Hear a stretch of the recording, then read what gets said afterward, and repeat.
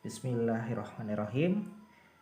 Sebelumnya saya disclaimer dulu ya buat teman-teman, saya ini pendidikannya bukan berasal dari ekonomi, akuntansi ataupun ekonomi Islam.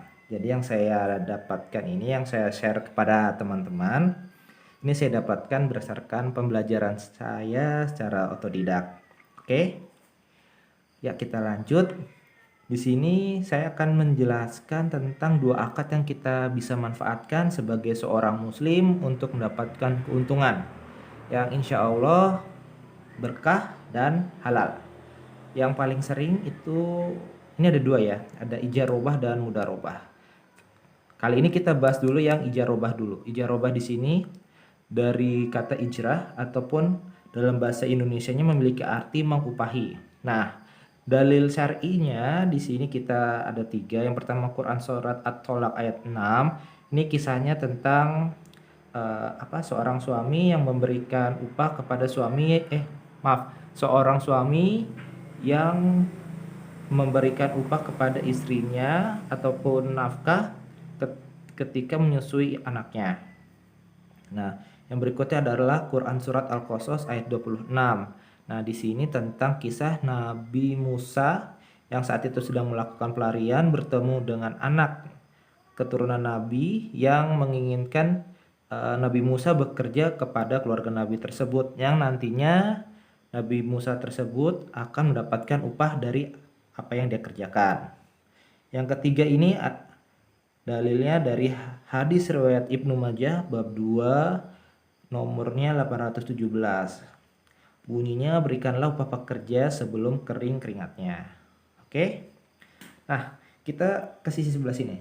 Jadi ijarobah ataupun mengupahi merupakan transaksi jual beli jasa antara pengusaha dengan pekerja. Oke.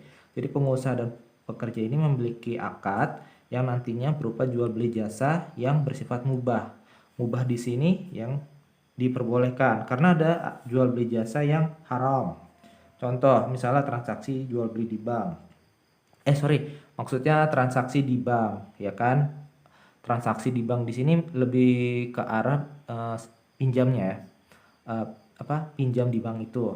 Nah, yang berikutnya adalah jangka waktu yang jelas. Jadi dari akad ijarobah ini ada komponen waktunya yang jelas. Komponen waktu di sini dari jam berapa dia kerja, misalnya dari jam 7 sampai jam 2 atau dari jam 8 pagi sampai jam 9 dari jam 8 pagi sampai jam 3 sore seperti itu.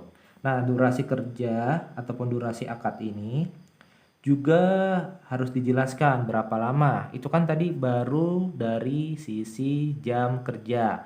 Nah, kalau dari durasi kontrak, misal kontrak ini berlaku selama 1 tahun atau kontrak ini berlaku selama 2 tahun. Seperti itu ya.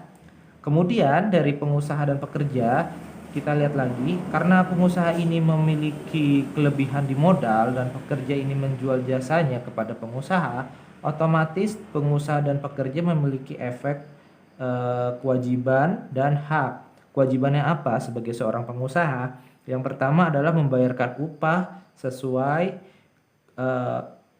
membayarkan upah pekerja tersebut. Yang kedua adalah menyediakan bahan-bahan ataupun sarana untuk pekerja tersebut bekerja. Oke. Ini untuk kewajiban dari pengusaha. Yang berikutnya dari pekerja sendiri. Nah, juga memiliki kewajiban karena dia dibayar untuk bekerja untuk menghasilkan jasa, maka seorang pekerja memiliki kewajiban menyelesaikan pekerjaannya sesuai profesionalitas dia. Kita ambil contoh misalnya seorang tailor, berarti dia harus melakukan pekerjaannya dari jam 7 sampai jam 1 ya, sebaik mungkin, seprofesional mungkin sebagai tailor. Nah, nanti setelah akhir bulan baru dia mendapatkan gaji. Oh iya, saya agak lupa, kita balik lagi ke sini ya. Ini jangka waktu yang jelas juga termasuk jangka waktu penggajian.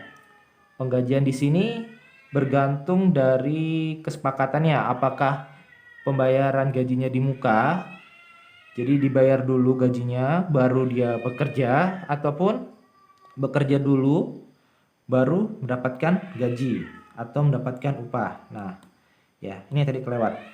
Oke. Udah jelas ya untuk kewajiban pengusaha sama pekerja. Kemudian untuk haknya. Hak dari pengusaha. Yang pertama adalah semua keuntungan ataupun jasa yang dihasilkan oleh pekerja itu 100% adalah milik pengusaha.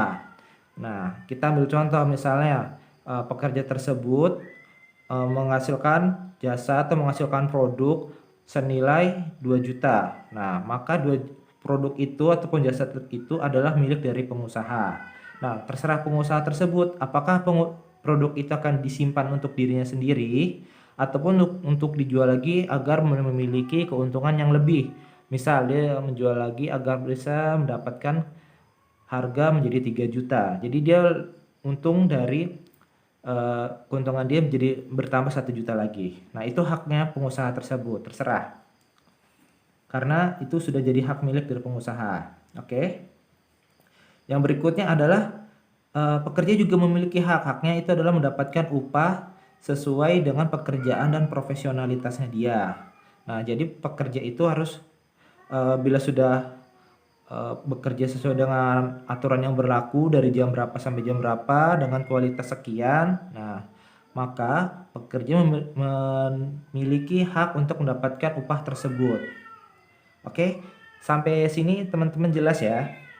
Ini untuk kondisinya normal, nggak ada kerugian ataupun force majeure yang terjadi pada pengusaha dan pekerja. Nah, jika ijazah mengalami kerugian di sini misal kita ambil contoh sebuah perusahaan atau sebuah pabrik tekstil ya. Perusahaan tekstil tersebut mengalami kebakaran. Nah, kebakaran di sini maka dari pengusaha 100% kerugian ditanggung oleh pengusaha. Jadi para pekerja tidak memiliki tanggung jawab untuk mengganti kerugian yang terjadi di pabrik. Ya, tidak memiliki tanggung jawab kecuali kerusakan tersebut ataupun kerugian tersebut disebabkan oleh pekerja. Ini poin kerugiannya. Pekerja sendiri mengganti rugi jika disebabkan oleh pekerja.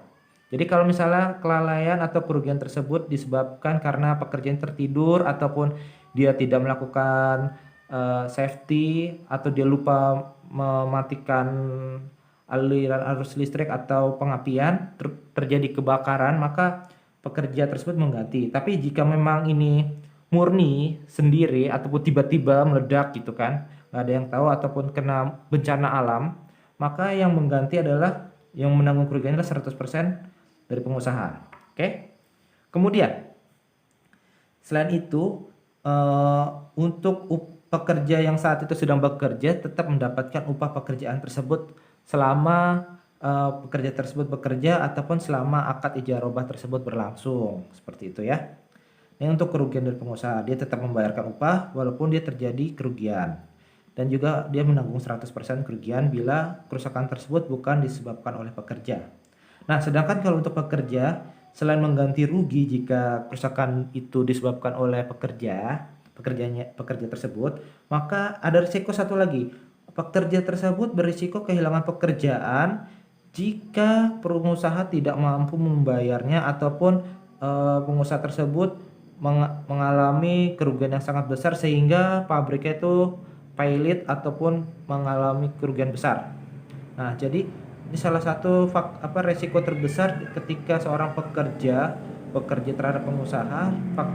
Kerugian terbesarnya ini berisiko kehilangan pekerjaan tersebut. Ya. Oke, sekian dulu untuk penjelasan ijarobahnya. Nanti kita lanjut lagi ke mudharobah. Oke, sekian. Kalau ada pertanyaan tolong tulis di kolom komentar. Assalamualaikum warahmatullahi wabarakatuh.